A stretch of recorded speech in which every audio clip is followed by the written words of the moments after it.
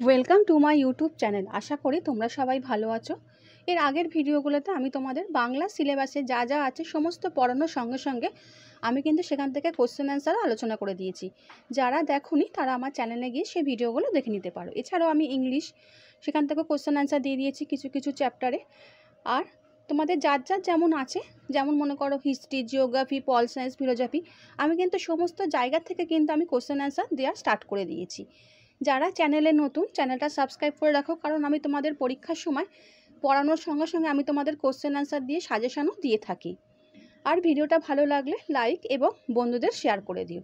তাহলে বন্ধুরা, আজকে আমি তোমাদের বাংলা সিলেবাসে যেটা আছে অনুবাদ কাব্য, সেখান থেকে আমি তোমাদের কোশ্চেন অ্যান্সার আলোচনা করে দিচ্ছি। কৃত্তিবাস ওঝার পিতা ছিলেন বনমালী। নেক্সট, প্রথম অনুবাদ কাব্য হলো রামায়ণ। কাশিরাম দাসের পৈতৃক উপাধি ছিল দেব। ষোড়শ শতাব্দীর মহাভারত অনুবাদক হলেন সঞ্জয়। পরাগলি মহাভারতের অন্য নাম ছিল পাণ্ডব বিজয় পাঞ্চালিকা। অঙ্গদ রায়বর যে কাব্যের কাহিনী অবলম্বনে রচিত, এটা হবে রামায়ণ। কৃত্তিবাসের গ্রন্থের নাম হচ্ছে শ্রীরাম পাঁচালী।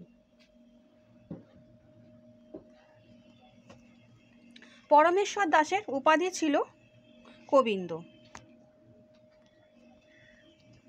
মালাধর বসু অনুবাদ করেছিলেন ভাগবত। নেক্সট, শ্রীকৃষ্ণ বিজয় গ্রন্থটি রচনা করেন মালাধর বসু। শ্রীমদ্ ভগবত পুরাণ রচনা করেন বেদব্যাস।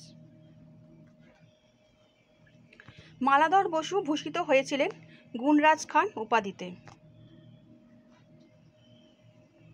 দ্বিজ মাধবের গ্রন্থের নাম শ্রীকৃষ্ণ মঙ্গল।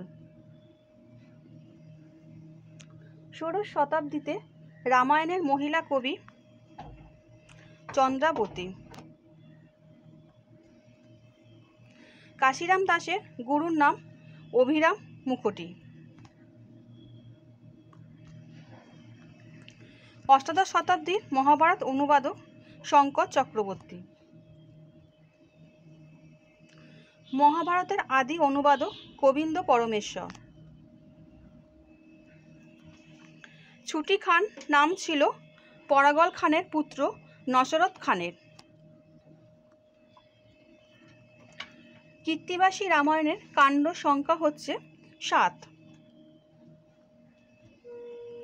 বাংলা ভাষায় রামায়ণের প্রথম অনুবাদক কৃত্তিবাস ওঝা। কৃত্তিবাস ওঝার বংশের পদবী মুখোপাধ্যায়।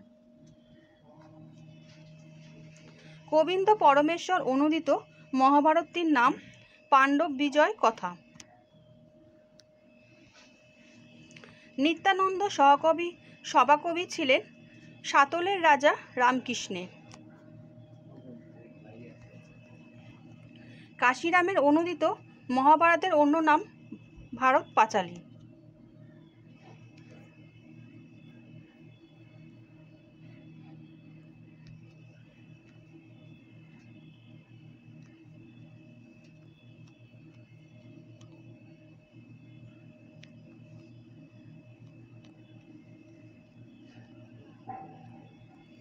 মালাধর বসু জন্ম যে গ্রামে তার নাম কুলিন।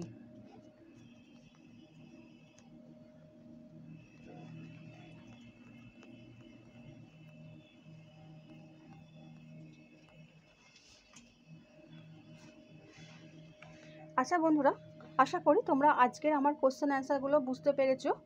চ্যানেলের সঙ্গে যুক্ত থাকো। এরপরে যা আছে আমি তোমাদের ইসলামীয় যে কাব্য, সেখান থেকে আমি তোমাদের কোশ্চেন অ্যান্সার আলোচনা করে দেবো। ভিডিওটা ভালো লাগলে বন্ধুদের শেয়ার করে দিও। আচ্ছা বন্ধুরা, ভালো থেকো।